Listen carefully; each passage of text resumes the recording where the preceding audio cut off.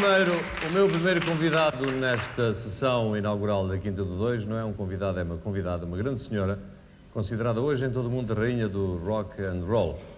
Depois de uma época em que esteve relativamente apagada, surgiu com grande força há cerca de 3 anos. Todos se lembram com certeza de uma canção que se chamava Let's Stay Together, que deu origem depois, por necessidade inclusivamente devido ao grande êxito, a um álbum chamado Private Dancer. Daí aquela célebre canção, lembra-se, What's Love Got to Do? Lembram-se disso? Foi de facto um outro super êxito. O certo é que na sequência de tudo isso, esta senhora alcançou 3 Grammys, que são os Oscars da música nos Estados Unidos da América do Norte. É um privilégio da Quinta do Dois inaugurar as suas emissões, tendo como primeira convidada, a rainha do rock and roll, Miss Tina Turner.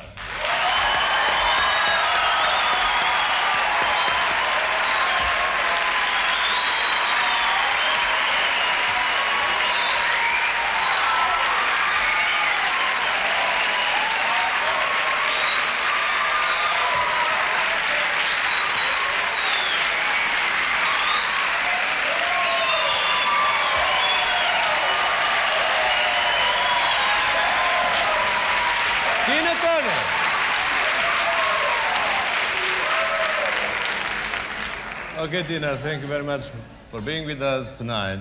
It's a pleasure. It's a privilege for me and for our viewers, definitely. I told the people that you are the queen of the rock and roll. Do you feel like a queen? No. Would you like to be a queen? I don't know. I don't know what's really involved. I mean, because sometimes what looks like is not what is. So I don't like to sort of step in territories that I don't know what's going on.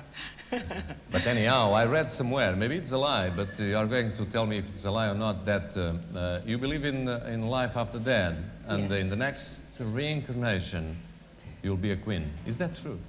I said I plan to do nothing. Anyhow, that's what queens do, then it's good. anyhow, I know that you have in your apartment a statue of an Egyptian queen. Yes. Has anything to do with that queen thing that we're talking about? Well, I learned a lot about, there was actually a queen, and her name was Hatshepsut, and she actually reigned as pharaoh. Very few people know about her. And I've just been sort of doing a lot of study about her. I was told a few things sort of involving my life and that far back I could sort of relate to. I'm going to tell you something. I had to study everything about her life to have this conversation with you. I know everything about that queen, but anyhow, we can talk about that later. Right. But let's go to your professional life. You've been between 75, as far as I can remember, because I'm very old. Are you? Yes, I was born before 75. And in 75, between 75 and 83, when there was the explosion, the Tina Turner explosion, what happened in your career, those 8 years? Well, for 10 years, I traveled on my own as a solo artist. I didn't really name it review, but I had 2 male dancers and 2 female dancers, and my own band for the first time. I worked the larger hotels in America and Canada, and I still work parts of Australia and Europe.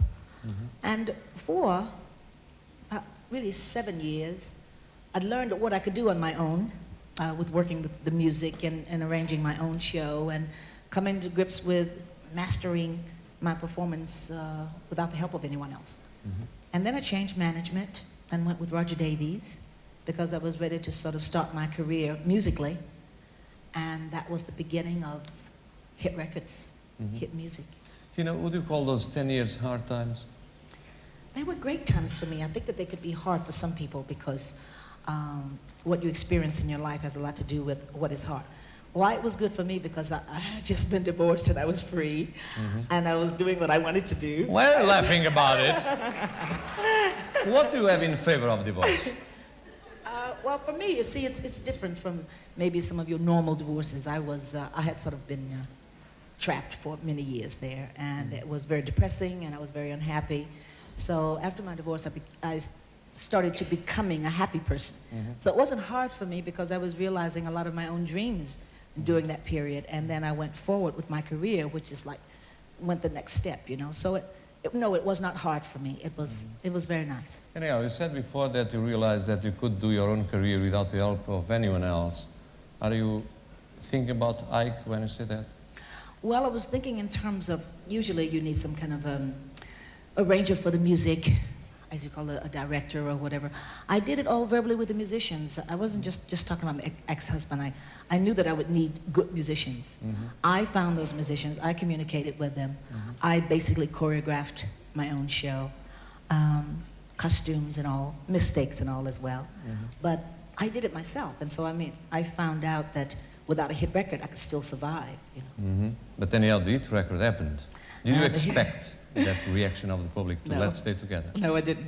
But I can understand it because I never left my audience. I was continuously performing, and my public waited for the material that I would eventually give them. That's why I think it was as big as it was. But I had made a little space on a wall at my house, and I felt, well, for the rest of the time that I will record, I'll probably fill this side of the wall, and I had put the records of Ike and Tina's on the other side. Now that entire wall is only of Private Dancer. It's just one wall of gold, silver, and platinum, all mine. All of the Ike and Tina's are down now, so it was a real surprise. As far as I know, it's a brick wall, that special one. There, you know about that wall. Well, I've been there, I don't know when. Well, you were traveling in Australia, and I was there as a pilgrim. Oh. And I watched your brick wall where you hang all the gold and silver and platinum records. It's nice, isn't it?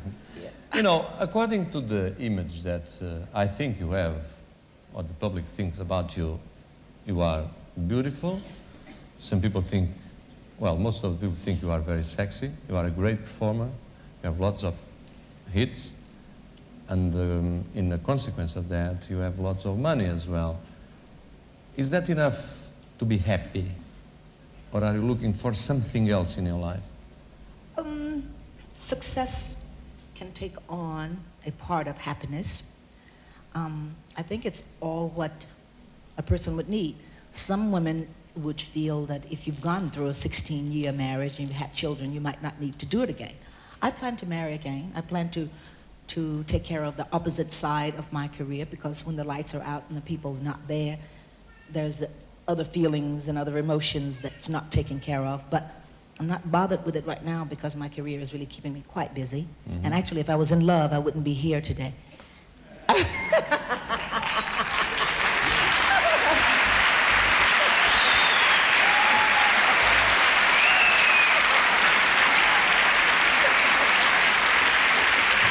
Fortunately, you are not in love, so we can enjoy your company. You've been in the movies as well. You start with Tommy, as far as I remember. Ken Russell's Tommy. That was How my was first. it? Oh, it was so exciting. I didn't take the part. Actually, I didn't actually know that I was an acid queen, Right. drug queen. I took the part because she was a mad woman, and she turned into that machine, and she had that little apartment up there, and I was excited about that. And as I was doing the part, I still didn't really realize what was happening, because I didn't read the script. I only read just that part. And when the girls brought the pillow with the needle, I went, "Oh, I'm promoting drugs." I couldn't believe it. I wasn't too happy about that. So it took just a second for me to sort of compose myself, and I realized, well, it is acting after all, you know, and people know that I never really did drugs. So that was a part of what that was like. But other than that, it was so exciting. And then came Mad Max, Beyond the Thunderdome. Yeah. How was it? Another queen, huh? You see? You see? I have reasons to ask you about the... Well, I don't know why. People seem to want to give me that title. Maybe it's because I've worked a long time. That was the epitome of my acting career at this point, because I was actually speaking. You see, with That's a Queen, I was still dancing and singing. Entity didn't dance, so she didn't sing. She was driving cars, and she was queen of a city, and she was in control of something she had built. And I felt really very strong playing the part of that woman. I mean, it actually sort of felt like something I'd done maybe another lifetime or something. And I was there alone. It was the first time that I'd totally gone on my own. No management, no assistance, nothing. Just me with the movie people. And I really do know that that's what I want to do. I know that's the next step. Is that true that you refused the role in the Purple Collar? Yes, because I don't want to sing. The part that they had offered me was the girl that was singing and coming from the church, and I just feel like that's the part they always want to give black people, you know? There are a lot of great black actresses and actors, and the parts that I want to do is more exciting and uncommon. I don't want to do common parts. I want to do like what Sigourney Weaver is doing. I want to do, even if I could play a part like Terminator, or, you know, I just for the finish of what I'm feeling right now. And then I can do as many color purples or whatever there is if I want to. But that was also very close to my past marriage, and I didn't want to be reminded.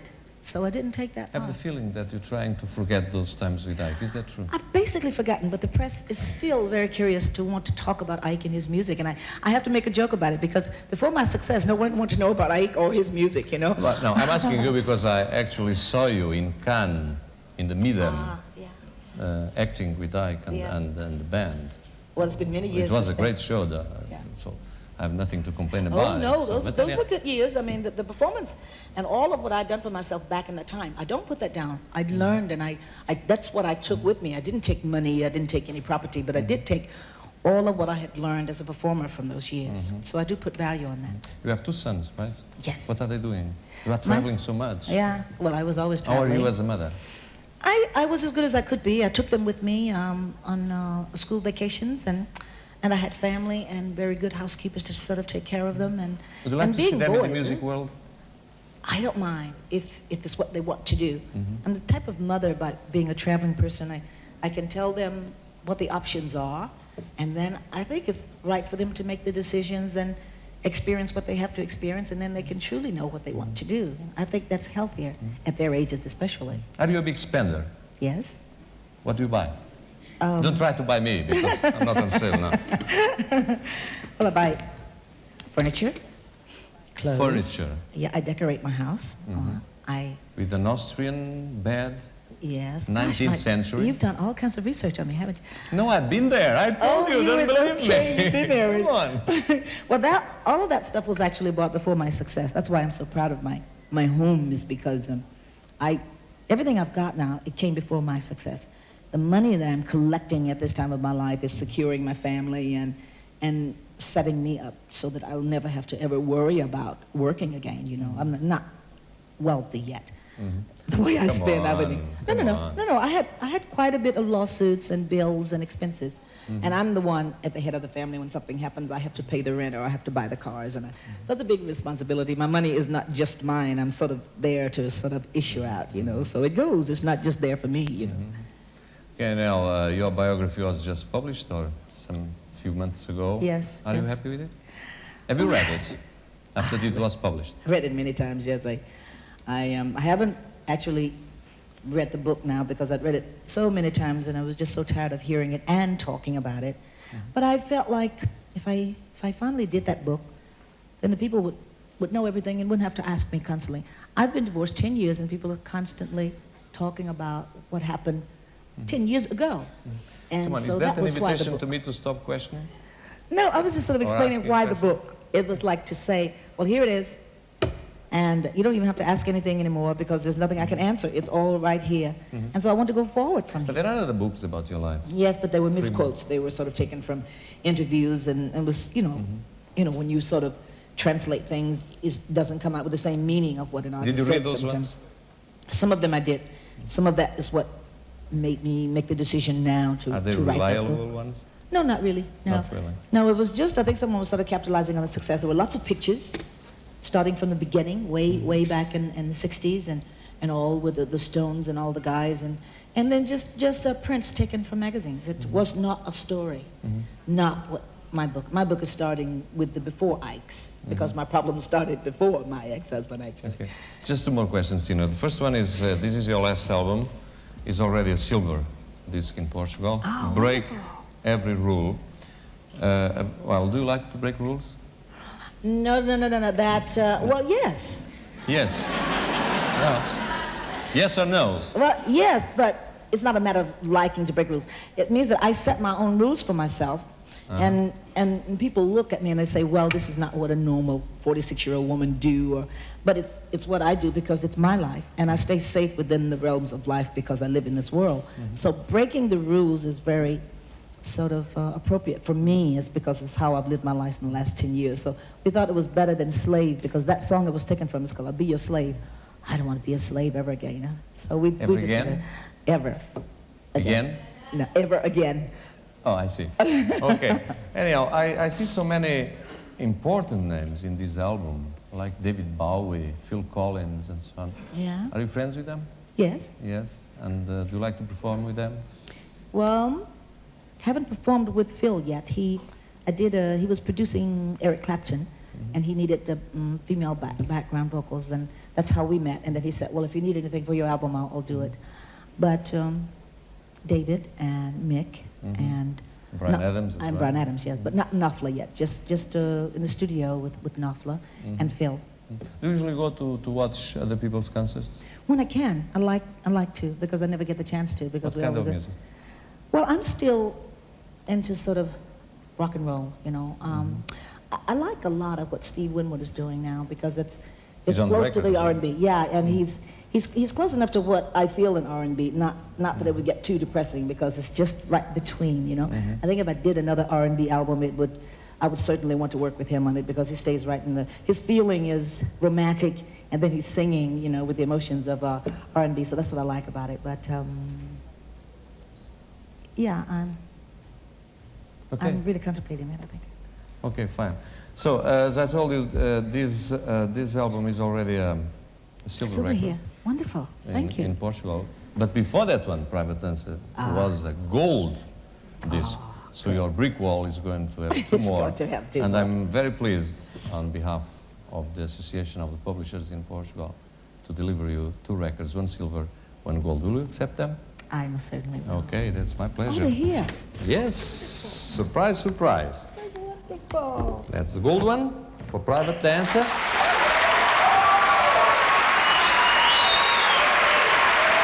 And the silver one. Oh, this is good. Thank you very You're much. welcome. Wonderful. Okay, Tina. Thank you. Thank you. If you don't mind, first of all, I want to thank you for so candid answers. And it was a great pleasure to me to have this chance of asking you some questions. I'd like to have the answers a long time ago, since I saw you in Cannes. But definitely, I wouldn't allow you to leave this stage, this studio, without singing for us. Oh, all right. Would you? I'd love to. Yes. Okay, from the last album? Yes. Yeah, Okay. all right. The strong ones? Let's see, which one are we doing first? Is that the... What you get is what you see. How about it? All right. Okay? Tina Turner.